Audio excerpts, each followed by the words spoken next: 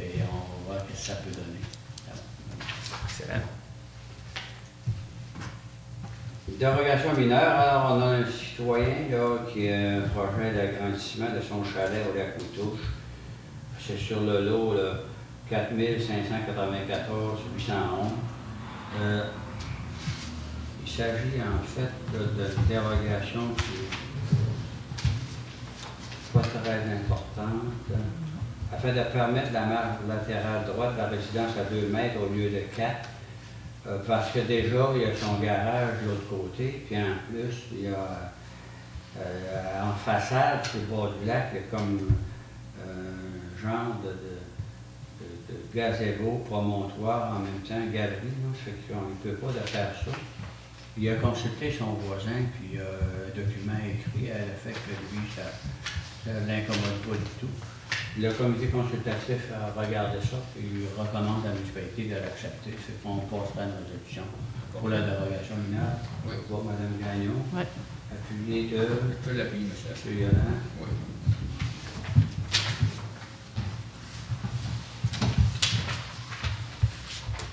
Dans suivi de la résolution 2011-02-031 du dossier biomasse carbone, non, c'est oublié, hein, je pense, la CPTEQ 13-2. En fait, c'est une personne qui a hérité d'une parcelle de terrain, mais qui n'était pas comme identifiée adéquatement. Et là, après X années, ils s'aperçoivent qu'il y a une portion du terrain qui est en zone agricole, puis qu'il y a une confusion d'un titre de propriété. Fait qu'il faut qu'ils régularisent l'usage de ce terrain-là, là, qui a été cédé en héritage en 1983. Ça fait quand même un bon 33 ans. Donc, nous, on appuierait la municipalité, là, la demande de cette personne-là pour qu'elle puisse obtenir l'aliénation en faveur du nouveau propriétaire à des fins autres que l'agriculture.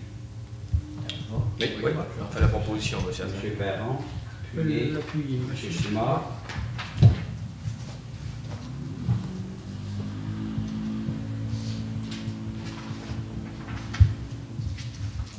Et on est à 15.1, faut être assez bref, j'en ai parlé dans mon rapport tout à l'heure.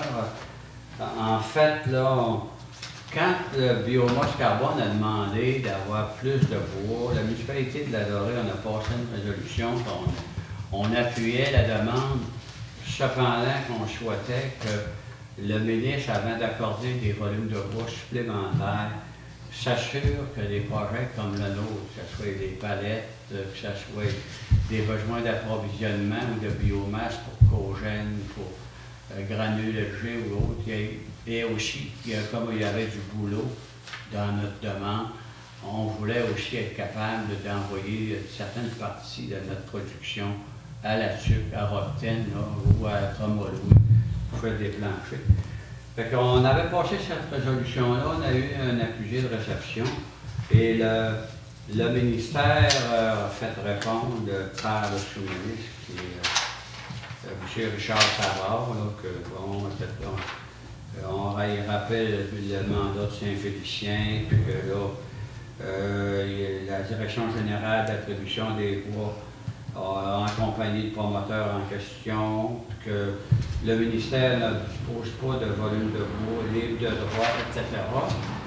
Cependant, il y a une phrase supplémentaire sur laquelle on ne devrait pas être trop d'accord, c'est à l'effet que, concernant votre préoccupation au sujet de l'optimisation de la mise en valeur de la matière ligneuse, le ministre s'associe lors de la sélection des projets d'alimenter toute la chaîne de valeur de la filière feuillue de la région. Ainsi, l'utilisation des diverses qualités de fibres a été considérée tout en tenant compte de la structure industrielle régionale déjà en place. À ce niveau-là, on n'est pas d'accord avec le sous-ministre parce que les projets qui ont été autorisés sont majoritairement au Saguenay. On peut les nommer Elkem, Vallée-Bois et l'autre, je ne me souviens pas exactement le nom, parce que c'est en propriété de compagnie Dion et Fils. Plus le projet de Chambord, mais il y a 67% de la filière feuillue qui est dans le haut du lac. Et finalement, toute tout le haut du lac, comme tel, il n'est pas du tout desservi sur le plan de la mise en valeur de sa forêt dans les projets qui ont été annoncés. Fait que moi, je vais écrire au ministre à le fait qu'il y a des éléments sur lesquels je suis en désaccord avec son sous-ministre, mais je voulais le dire au public, puis que ça a fait les manchettes. D'accord? Et en même temps, on a un devoir d'attirer l'attention de toute la population aussi sur la santé mentale. Vous savez qu'il y était des temps où la santé mentale était même tabou, on ne pouvait même pas aborder ce sujet-là, sous peine d'être accusé soi-même d'en être un. Alors, donc, la semaine de la santé, c'est vrai, M. Simard. Hein? Moi, je me souviens, on était à la semaine, en tout cas, je ne dirais pas. J'ai le devoir de réserve. Donc, la semaine nationale de la santé mentale se déroule du 2, donc aujourd'hui, aller au 8 mai. C'est le lancement d'une campagne annuelle de promotion de la santé mentale sur les 7 astuces pour être bien dans sa tête. C'est important d'être bien dans sa tête, c'est là qu'on peut être en santé sur tous les plans. Donc, je demanderai à quelqu'un de proposer, là, pas clair, la semaine de la santé mentale du 2 au 8 mai 2016. Je la proclame. M. Perron. Je vais l'appuyer, M. Asselin. Oui, tout à fait. Unanime. On est unanime. Vous êtes unanime là-dessus. Je pense que quelqu'un qui serait contre. Il y en avait pas dans une prescription. Donc, période de questions, je pense que ça va être tranquille pour les questions. Est-ce que quelqu'un proposerait la levée de la Chamblée? Vous excuserez ma comédie. Pas de problème. En finale, mais on faut bien rire quand même.